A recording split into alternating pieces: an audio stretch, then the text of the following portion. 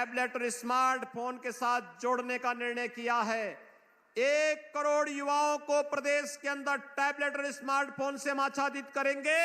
वे युवा मेडिकल वाले होंगे, नर्सिंग वाले, पैरामेडिकल वाले, या फिर फार्मेसी, इंजीनियरिंग से जुड़े हुए होंगे, विश्वविद्यालय और महाविद्यालयों से, पॉलिटेक्निक से, आईटीआई से, उन सभी युवाओं को 1 करोड़ युवाओं को टैबलेट अथवा स्मार्टफोन देंगे ही नहीं, बल्कि किसी भी युवा के सामने ये संकट न होने पाए कि मां बाप अगर उन्हें टैबलेट के लिए होने वाले खर्चे के लिए, यानी अगर महीने में जो जितना उसने उपयोग किया है उसके लिए भी धनराशि अगर परिवार के पास नहीं, तो 1 करोड़ युवाओं के लिए डिजिटल एक्सेस की व्यवस्था अच्छे कंटेंट के साथ राज्य सरकार देने जा रही है।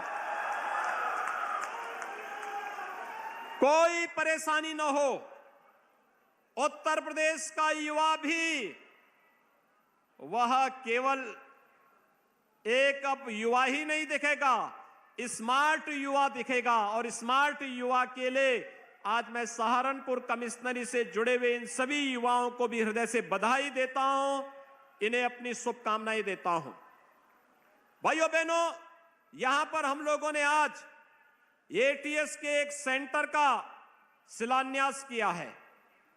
भाइयों बहनों, ये एटीएस का सेंटर आप सब जानते हैं, Uttar Pradesh anti terrorist squad, इसने बहुत अच्छे काम किए हैं। आपने देखा होगा पहले की सरकारों में आतंकी हमले होते थे, कभी राम जन्मभूमि पर, कभी काशी के संकट मोचन मंदिर पर, कहीं लखनऊ की कचहरी पर, कभी काशी की कचहरी पर, कहीं पर रामपुर के सीआईएसएफ के सेंटर पर। ये लगातार आतंकी हमले होते थे और आतंकवादी भी गिरगिट की तरह कैसे रंग बदलते थे, वैसे ही जैसे आज समाजवादी पार्टी के बबुआ भी अब बोल रहे हैं ना। आपने देखा होगा, आप उनके वक्तव्य क्या आ रहे हैं। आज वो भी बोल रहे हैं कि अगर उनकी सरकार होती तो वो भी राम मंदिर का निर्माण करा देते।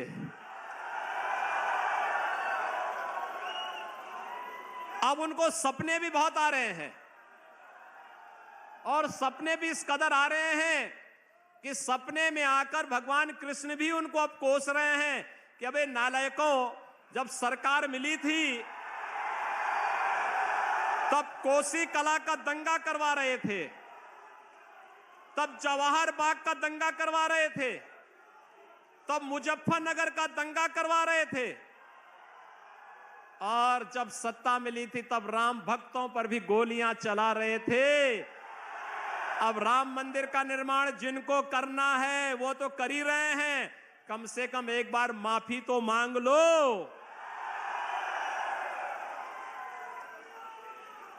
भाइयों बहनों, आपने देखा होगा रंग बदलने में माहिर इन लोगों को आज देख करके गिरगिट भी शर्मा जाएगा कि वास्तव में अब तक तो उसको ही ये उपलब्धि हासिल थी कि वह समय के अनुरूप अपना रंग बदल देता था, लेकिन अपनी बोली भाषा में विपक्ष के नेता कैसे अपना रंग और रूप बदल दे रहे हैं। आज किसी को राम मंदिर की याद आ रही है, किसी को भगवान कृष्ण की याद आ रही है, लेकिन जब सत्ता मिली थी तब तो पूरे प्रदेश को इन्होंने बेगाना बना दिया था। लेकिन हम लोगों ने पहले दिन कहा था ना कि अपराध और अपराधियों के प्रति जीरो टॉलरेंस की नीति के तहत कार्य करेंगे। जीरो टॉलरेंस, पहली बार आपने देखा होगा 5 साल होने जा रहे हैं और प्रदेश में कोई दंगा नहीं, क्योंकि दंगाइयों को मालूम है दंगा करेंगे तो 7 पीढ़ियां भरते भरते थक जाएंगी, लेकिन भरपाई नहीं होगी। और इसीलिए दंगाई भी आज समझ गए हैं और जो गरीबों की संपत्ति पर, व्यापारियों की संपत्ति पर, सार्वजनिक संपत्तियों पर कब्जा करते थे, वे भी अब भूल गए। उनको मालूम है, उनको भी मालूम है, अगर अब सार्वजनिक संपत्ति पर कब्जा करेंगे, अवैध खनन का कार्य करेंगे, अवैध वन कटान का कार्य करेंगे, तो सरकार का बुलडोजर उनके भवनों पर चलने के लिए तैयार खड़ा है। बेटियों की सुरक्षा के लिए जो लोग खतरा बने हुए थे, उनको भी मालूम है अब बेटियों की सुरक्षा के लिए खतरा बनेंगे तो उसके बाद क्या हाल होने जा रहा है। और भाइयों बहनों, इसीलिए यहां पर आपने देखा होगा, यही लोग जो किराना का पलायन कराते थे, आज वही लोग सब्जी बेचने के लिए और ठेला लगाने के लिए मजबूर हो रहे हैं। ये सरकार की अनक होती है। पहले की सरकार इन दंगाइयों को मुख्यमंत्री आवास पे बुलाती थी, गले लगाती थी, सम्मानित करती थी। अब मुख्यमंत्री आवास से आदेश पारित होते हैं कि बेटियों की सुरक्षा के लिए खतरा बने हुए तत्वों के लिए पुलिस ऐसा कार्रवाई करे कि इनको आने वाली कई पीढ़ियां अपराध की दुनिया से इनके बाहर हो। बहनों, ये बदलाव आपको दिखाई दे रहा होगा। आपने देखा है प्रदेश को बदलते हुए। पहले कोई एटीएस नियंत्रण के बारे में चर्चा ही नहीं करता था, पहले इन पे चर्चा ही नहीं होती थी। अभी पिछले दिनों हम लोग आए थे माननीय गृह मंत्री जी के साथ में, और सहारनपुर कमिश्नरी की दशकों से मांग थी कि सहारनपुर में एक विश्वविद्यालय होना चाहिए। हम लोगों ने विश्वविद्यालय दे दिया ना, अब कुलपति की भी नियुक्ति हो गई है, और कुलपति की नियुक्ति के साथ नया विश्वविद्यालय इस सत्र में आपका प्रारंभ हो जाएगा। और विश्वविद्यालय चलेगा तो अब मां शाकंभरी के नाम पर ही देश और दुनिया में यहां की डिग्री जाएगी। मां शाकंभरी का नाम जहां जहां जाएगा, सहारनपुर का नाम भी वहां वहां जाएगा। क्योंकि सहारनपुर यहां के किसानों ने, यहां के नौजवानों ने, यहां के हस्तशिल्पियों ने अपनी मेहनत से, अपने पुरुषार्थ से सहारनपुर को एक पहचान दिलाई। पहले की सरकारों के लिए सहारनपुर दूर होता था। 5 साल में से अखिलेश यादव सहारनपुर में बामुश्किल एक बार भी नहीं आए होंगे। और भाइयों बहनों, मैं सहारनपुर की इस 5 साल में दर्जनों यात्रा कर चुका हूं, क्योंकि मेरे लिए जितना लखनऊ वैसे ही सहारनपुर। और इसीलिए भाइयों बहनों, आज इन सभी योजनाओं का सौगात देने के लिए मैं विशेष रूप से यहां पर आया हूं, आपको आश्वस्त करने के लिए। पहले की सरकार आतंकवादियों को, मुकदमों को वापस लेती थी, और हम आतंकवादियों को ठोकने के लिए एटीएस का सेंटर बना रहे हैं। उनको ठिकाना लगाने के लिए सेंटर बनाए जा रहे हैं।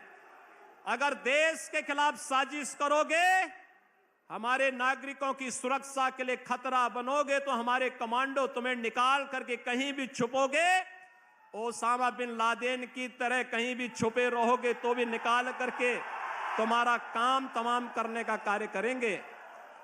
और इसलिए ये सेंटर, यहां पे हमारे 56 कमांडो हमेशा तैनात रहेंगे। कहीं भी आसपास के क्षेत्र में कोई हरकत हुई नहीं, दिन में, रात में, सुबह शाम, हर समय वे तैयार रहेंगे। और फिर उनका काम तमाम करने के लिए कुछ ही मिनटों में वे वहां पहुंचेंगे। भाइयों बहनों, ये विकास पहले भी हो सकता था, ये काम पहले भी हो सकता था, विश्वविद्यालय पहले भी बन सकता था। पिछली सरकार क्या कर रही थी?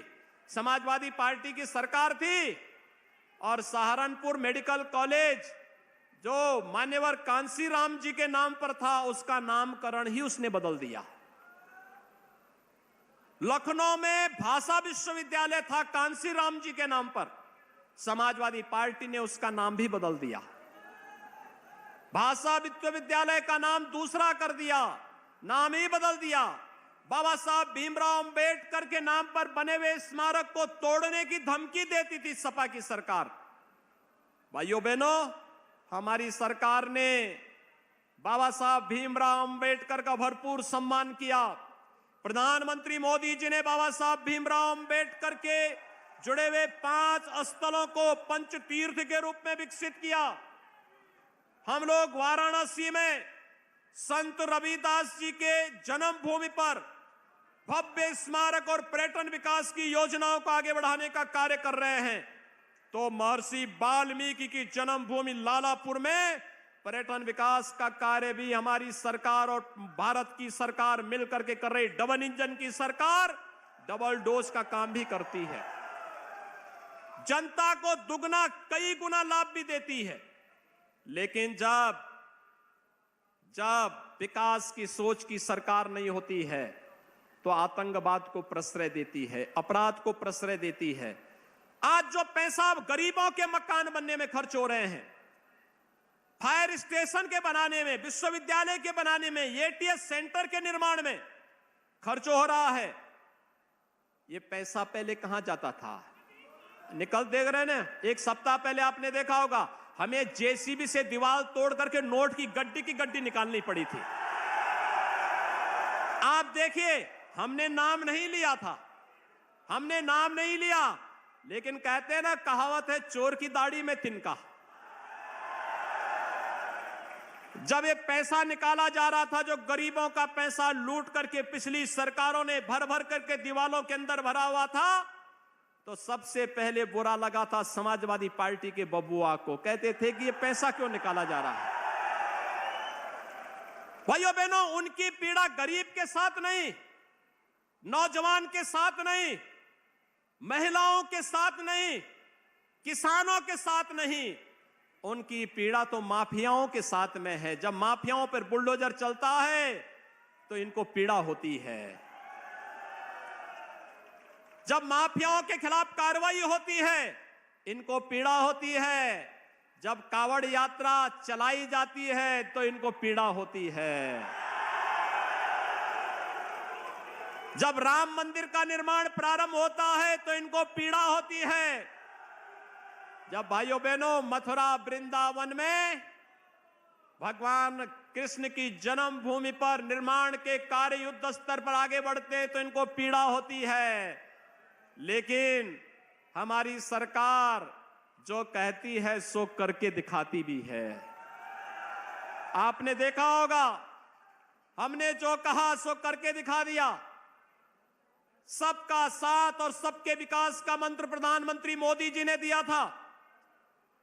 हमने गांव के लिए, गरीब के लिए, किसान के लिए, नौजवान के लिए, महिलाओं के लिए, सबके लिए विकास की योजनाओं को प्रमुखता के साथ आगे बढ़ाने का कार्य तो किया ही, सुरक्षा का भी कार्य मजबूती के साथ आगे बढ़ाया, विकास की बड़ी बड़ी परियोजनाओं को आगे बढ़ाया और भाइयों बहनों आस्था का भी सम्मान किया।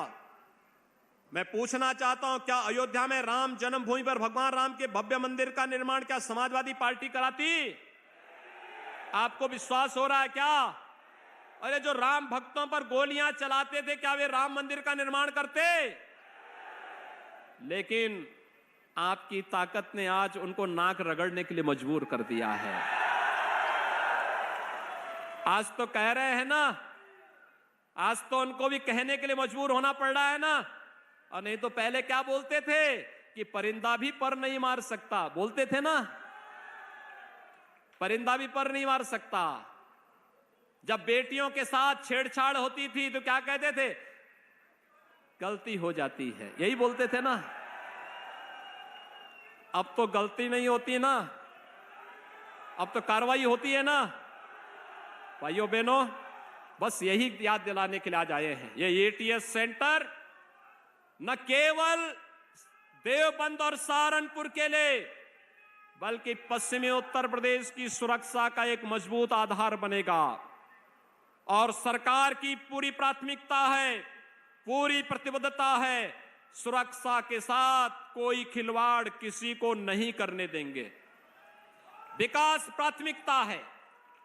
शासन की योजनाओं का लाभ हर गांव, हर गरीब को मिलना चाहिए, बिना भेदभाव के मिलना चाहिए। लेकिन साथ साथ सबको सुरक्षा, बिना भेदभाव के सुरक्षा देने के लिए भी सरकार पूरी तरह कृत संकल्पित है। और आज यहां 200 करोड़ रुपए की परियोजनाओं का जो लोकार्पण यहां पर किया जा रहा है, इन लोकार्पण कार्यक्रमों के साथ प्रदेश के दर्जनों, लगभग 2 दर्जन से अधिक हम लोगों ने फायर स्टेशन के भी लोकार्पण के कार्यक्रम को आज यहां पर संपन्न किया है। मैं उन सभी जनप्रतिनिधियों को इसके लिए बधाई देता हूं जिनके यहां पर ये फायर स्टेशन के कार्यक्रम संपन्न हुए हैं।